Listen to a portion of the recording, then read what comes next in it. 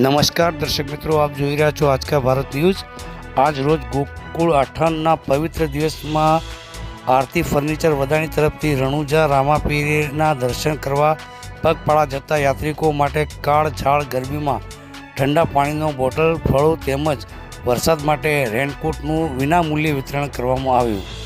ગોકુળ આઠમના પવિત્ર દિવસે આરતી ફર્નિચર વદાણીની ઓનર મેલજીજી ઠાકોર ખોડાણા સરસ્વતી વિરોધી પાર્ટી પક્ષના નેતા તરફથી ઠંડા પાણીની બોટલ તેમજ ફળો પિકઅપ ડાલામાં ભરીને રણુજા સુધી ચાલતા જતા યાત્રિકોમાં વિતરણ કરવામાં આવ્યું હતું તેમજ વરસાદ માટે રેનકોટનું પણ વિતરણ કરવામાં આવ્યું હતું। આ તમામ સેવાકીય કાર્યોની જહેમત આરતી ફર્નિચરના વદાણી તેમજ આરતી ફર્નિચર કહોડાના તમામ સ્ટાફ સેવાકીય પ્રવૃત્તિમાં જોડાઈ સેવા કરતા રણુજા રામાપીરના દર્શન કરીને પરત વદાણી પાછા ફરશે। Reporter Iqbal Shah, Aajka Bharat news, Patan.